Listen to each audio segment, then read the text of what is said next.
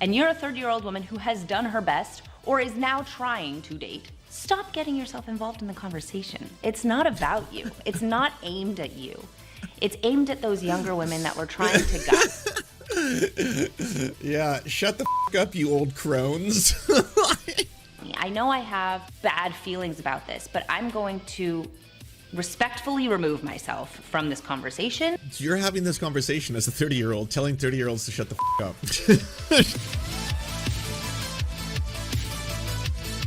And now, we're all trying to find the person who did this, but the leopards are eating faces again. Going to answer that controversial question right now. Is 30 old for women? This is going to be a leopards eating faces segment. I got to be honest with you. Whoa, I just noticed the start of Classical Abby's using bi lighting there. What is going on? Is this indoctrinating wokeness before us?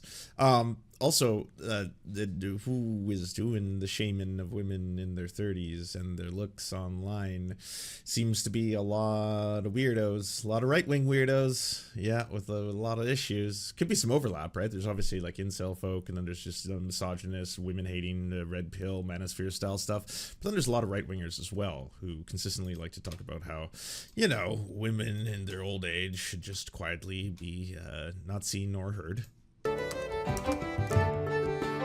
Hello and welcome back to my channel. If you are new here, my name is Abby, and here we talk about common sense people saying. There's a whole conversation going on Twitter right now about kind of, is 30 too old for women? And there's different elements of that. There are people like Hannah Pearl Davis saying that 20 is hotter than 30. And there are people like Charlie Kirk who are saying that you are a less attractive dating prospect in your 30s than you were in your 20s. So I think that that's kind of the start of all this. The controversy has run the gamut a little bit, because the question of, are women hotter when they're in their 20s or their 30s, I think is a different question than, are you now completely off the market when you're in your 30s and just completely unable to get married? So let's dive into that a little bit. Essentially, I think the question is, what is the purpose of people bringing up this conversation? Why do people want to discuss this at all?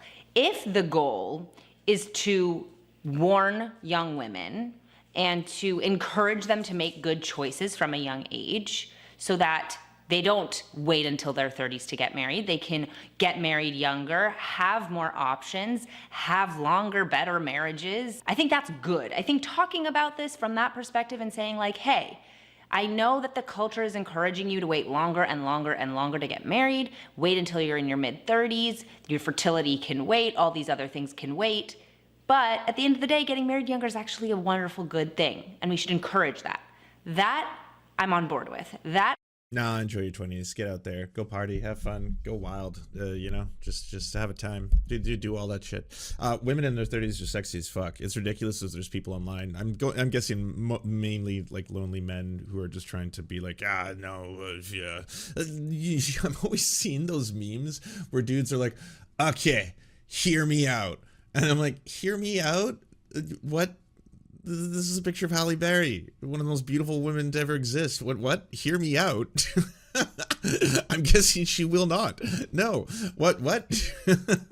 I think can be useful if you're talking to college-aged women, saying, hey, I know you're 18 now, but 30 comes around real quick. And using your time effectively when you're younger. Yeah, you know, jokes aside, that should actually be the advice that everyone should be giving to other people, is that you should be living your life the way that you are finding that is both maximizing your own personal happiness and also, you know, providing for other people if there are other people in your lives. But certainly at the end of the day, there's no one size fits all. You can fall in love when you fall in love. If you fall in love and you happen to be 25 and that's something you want to do, you know, God bless. That what more can one say? If you have not found that special someone, or you don't want to find someone at all, God bless. What more can I say? Do you never want to be in a relationship? Also, totally normal. You know, that doesn't have to be something where like anyone who has not found a partner by this age is doomed. And if you have found a partner but you haven't been impregnated, doomed. You know, so that you can meet the right person and not lose out time with someone that you can spend your life with. You can make better choices. I can get behind that. The other part of the conversation that I think is absolutely malicious and unforgivable is shaming women who are already in their 30s for not being married yet. And I think that that is completely ineffective. There are people who are just trying to make women who are in their 30s feel bad for two reasons.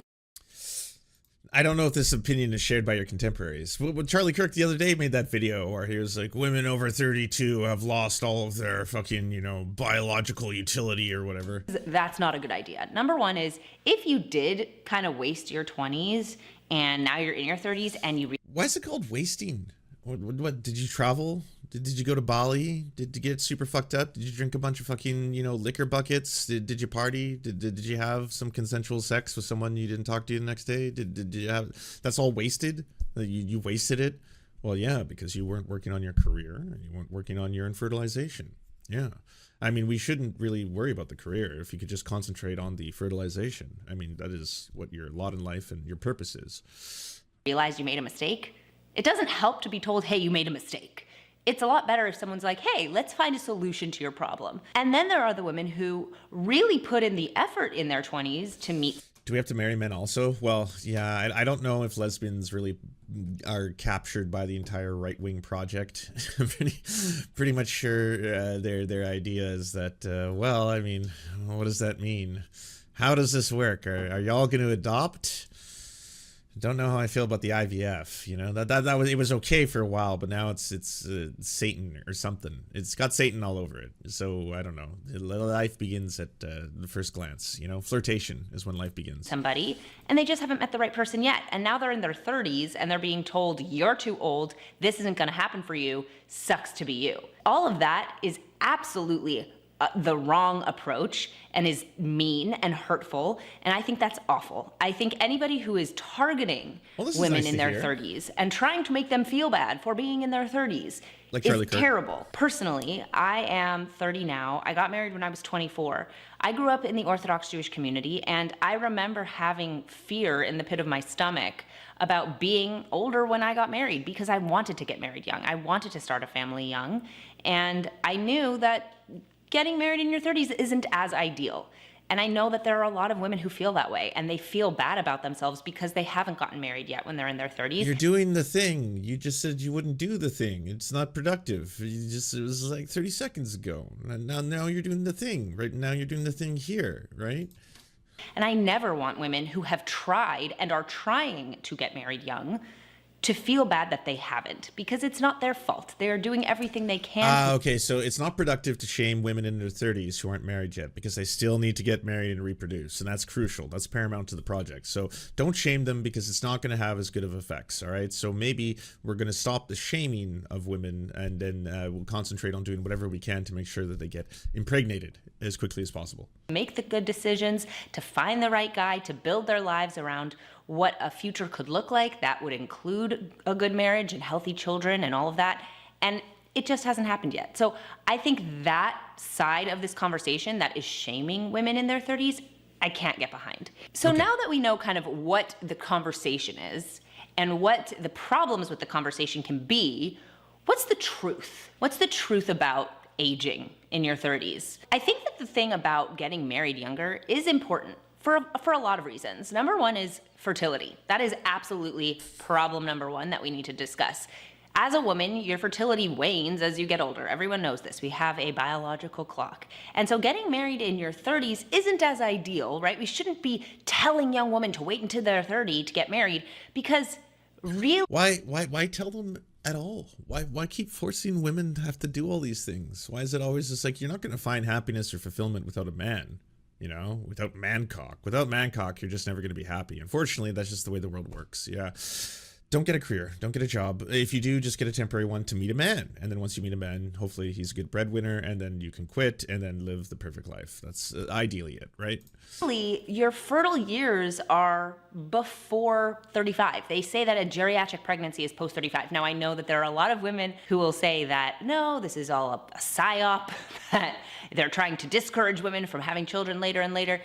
I think that that's incorrect, scientifically incorrect. I mean, the quality of your eggs is not as good in your late 30s as it is in your early 20s. And it's not to say that you can't have perfectly beautiful, healthy children into your late 30s. But making the conscious choice to wait till you're in your mid to late 30s to have children, that's a scary thing, because as somebody who, you know, had a miscarriage before I had my first child, and that was absolutely devastating to me, I know how unpredictable fertility can be and how.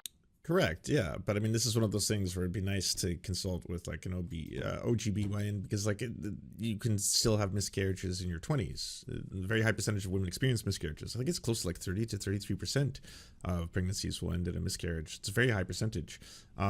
And yes, the percentage and the likelihood of that happening can get higher as you age. That part is true, but not so far as you should be using it as a scare tactic or a fear-mongering tactic to women in their 30s. Ooh, you know, look out. You got those old eggs. Yeah, those old eggs, old dusty eggs. Don't know how that's going to turn out, and who knows what could happen. So better get pregnant as quickly as possible. But we don't want to shame women in their 30s. All right, don't shame them. It doesn't help. But it is scary that they've got the old eggs that can, yikes. People can think that they have a plan. They know exactly when they want to have children, and then it takes them a couple of years to conceive. And if you're 32 and it takes you 2 years to conceive, now you're 34, and your next child, you're probably not going to have until you're 37, 38. And again, if you want a second one, again, like that's if someone wants these things.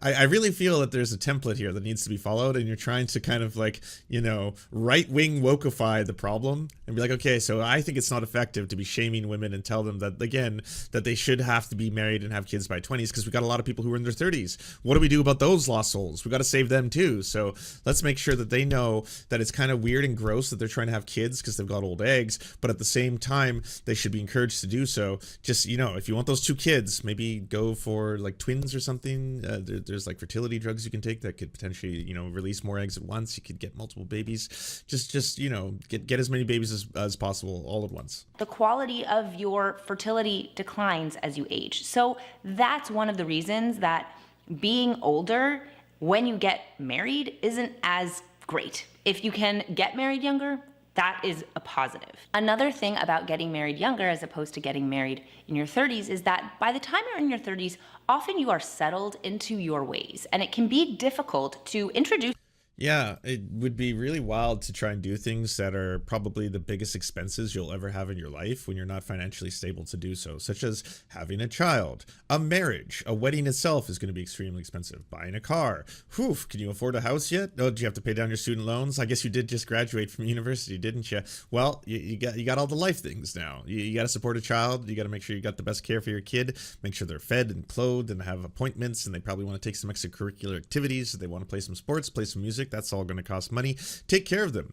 Hopefully you have time between your job, working, taking care of the kid, which is a full-time job as well, and then also having time to enjoy your own life, which you definitely have control over now.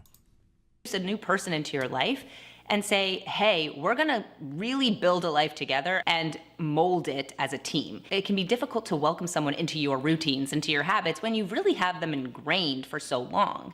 I think that when you get married younger, it's easier to incorporate a new person into your life and build those routines together. The lie that being a girl boss is worth more than Why? Based on what? Like, you're not going to be able to meet someone later in life in your 30s and then get into a routine, and then also in that routine learn how to do things together. It's not possible. Having a family in those young fertile years, that was my baby, is a lie. It's just a lie. Those years in your 20s are the years that are meant for meeting someone, starting a family, and building a life together. What? How? Why even posture? Why not just do what you normally do, which is that women, you are birthing pods, go birth, instead of being like, all right, so I don't think it's productive that people like Charlie Kirk have been, kind of shaming women in their 30s, because obviously we don't want people in their 30s to feel like they've completely lost out, because there's still hope for them. They can still be impregnated. There's still some time left. So we shouldn't just discount that. So we'll try something else. We'll say if you're in your 30s, you still have some value because you still could potentially be impregnated. So at that point, then you can start a family. Just make sure you do it. But at the end of the day, do it in your 20s, ladies. Yes, there's no point being in your 20s and not meeting someone, settling down and starting a family and getting all of the most intense life experiences that you can have insofar as you have responsibilities.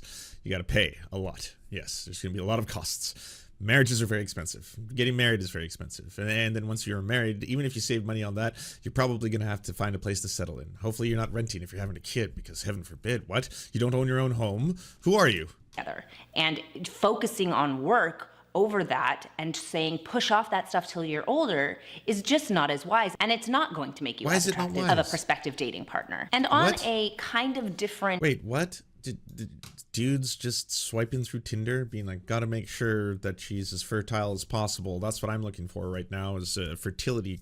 Well, no, she apparently has old eggs. That's not gonna, that's what I'm swiping for right now. Note here, outside of the eggs in dating bio, question, right?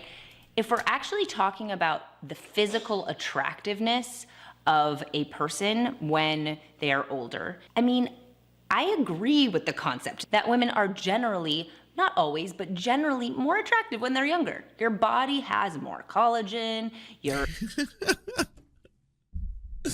Why are all the right-wingers making these segments right now? We just watched one the other day with Tim Pool, where he was basically doing hot or nots. He's just like, I don't want to be mean or anything, but that's a 4. Fucking 4. Yeah, no, that's a 4. Yeah, no, it's 6 at best. Yeah, I mean, it's just because you get uglier when you get older. Everyone knows that. Yes, time is a fickle mistress, all right? It ravages all of us, the remnants of time. But to do what Charlie Kirk is doing and imply that women in their 30s are losing somehow some kind of value in society says a lot about him. That women's value, it's derived from their looks. Outside of that, hopefully they know how to cook and clean, do a little shit around the house, because otherwise, what good are they for, you know? If they're not the sex vessel, if they're not the birthing pod, if they're not the cleaning or the cooking machine, then what purpose do they serve? Well, what's the point of all this, you know, ultimately? And again, it's weird for women in their 30s. Women in their 30s are fucking hot as fuck. What are we talking about here? Women in their 40s are hot as fuck. J-Lo is defying stereotypes right now. Have you seen J-Lo? Have you seen, like, by the way, her new movie is absolutely hilarious. Worst movie ever made. But have you seen the one that she made a couple movies before that? The one where she plays like an exotic dancer? Jesus Christ. That's 50? Yes, women can be hot as fuck in their 50s now. The times have changed. They have. But also, why just shame people in general? Honestly, I just, like, as a generality, to be like, yeah, women in their 30s, they fell off, they drop off. You can tell, you can see the eggs aren't as ripe as they used to be, you know? Your body is more youthful. If you've had children, you're going to look different over time. And I think that that's part of the conversation on Twitter that has bothered me, is a lot of women being like, no, women are just as hot in their 30s as they are in their 20s. And it's like, if you've had kids and that bothered you more than Charlie Kirk saying the shit that he said. Now I gotta pull the clip your body has gone through a lot of different changes and shifts, you're probably not going to be as physically attractive as you were before you had kids. It doesn't matter. Your husband will think you are more attractive for having given him children. That is something I know to be true, that men find it more attractive to have a wife that bore them children than to have a wife who doesn't want to have children. But yes, that's why no one cheats on their wives ever, and it's never happened before. And men don't cheat on their pregnant wives either. That never happens at all. We've basically told a great generation of young women, don't get married, don't have kids, go get a corporate job, and it's created mass political hysteria.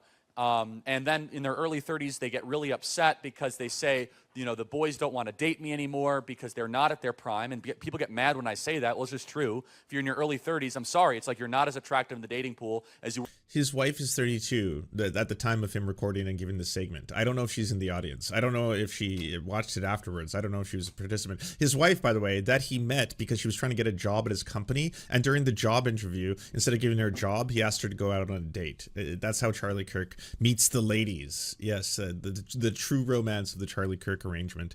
But either way, that's like just a really weird, fucked up thing to say. I'm sorry, you're not in your prime. We got to be honest about this, all right? Women at that age, like this shrinking face motherfucker talking about how women aren't attractive after a certain period of time in their 30s. I can understand if all these weirdos were just like, yeah, I'm fucking 70-year-old grandma's not that hot, am I right? Then people would be like, well, they're grandmas, they're old. Most people don't usually hypersexualize grandmothers. Like, again, weird in the other direction. But women in their 30s, what keeps her hot bod. But the conversation needs to be realistic, that generally women in their 20s are going to be more attractive than older women. Like, that just is. Not always, but often. Okay, so what's the caveat here? What's the caveat? Well, I don't know. Maybe if we have a system where women's values derive from their looks, then TikTok, you know? That's basically what the whole game's going to be from that point on. Don't enjoy your life. You got to concentrate and stress the fuck out all the time because your only value is going to come from how attractive you are. And every day that passes, you become less valuable. Just every single day. Uh-oh. Did you age naturally? That sucks. That sucks. Yeah. I mean, there are some shortcuts, sweetie, but outside of that, your value is diminishing by the second. I'm quite sure. Regarding, okay, younger women are more attractive as a dating prospect and older women may not be as attractive as a dating partner. Well, number one is when people talk about 20s versus 30s, if they are talking online about this concept and they are coming from a place of truthfully trying to help, and you're a 30-year-old woman who has done her best or is now trying to date, stop getting yourself involved in the conversation. It's not about you. It's not aimed at you.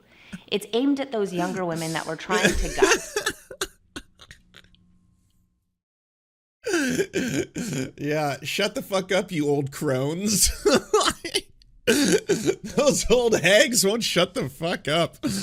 Getting all uppity. I too think I'm hot. No. You gotta stay quiet, okay? I'm trying to help. I'm trying to help you here. I'm saying that you still have some value in that you could still give birth to a child. Yeah, slightly. I mean, the odds are not in your favor apparently, but still could happen. So get out there. To make better choices.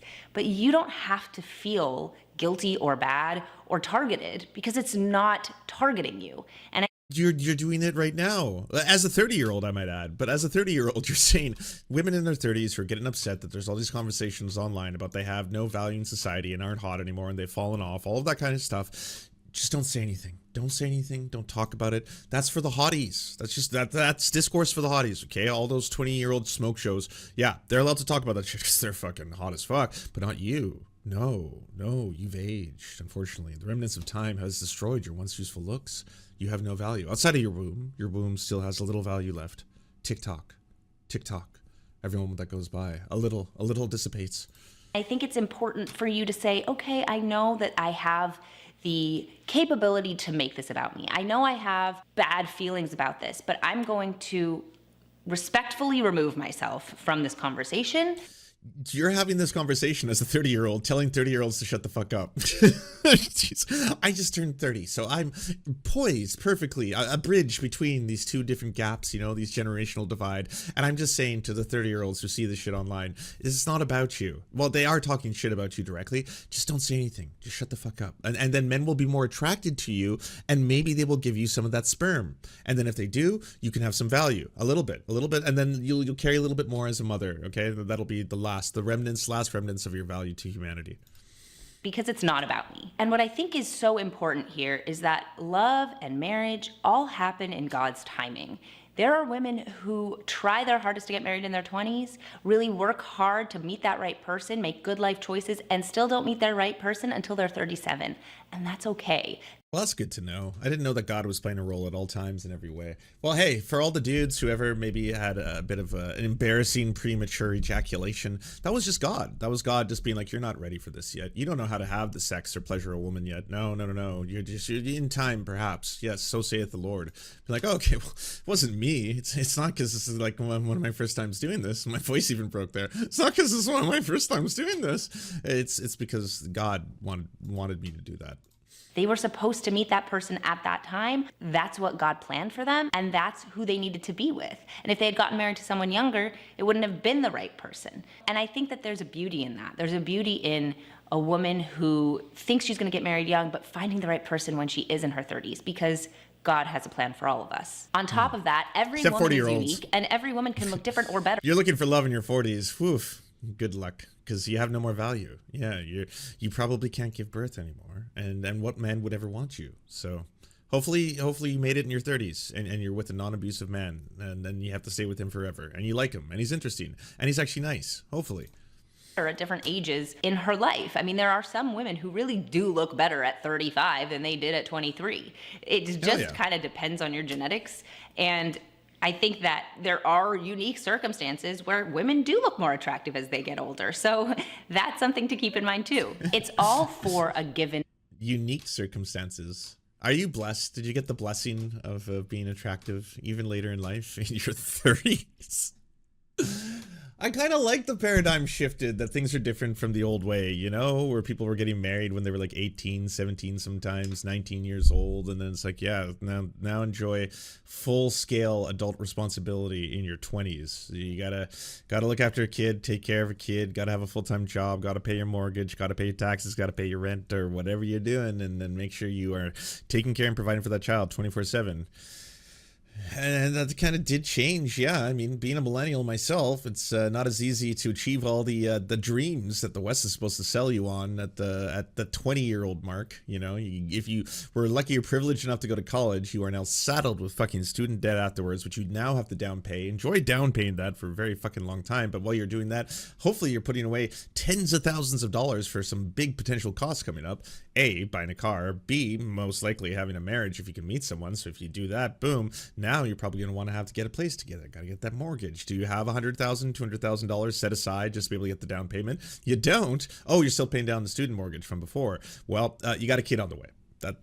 Yep. So that's happening now. Life comes at you fast, you know?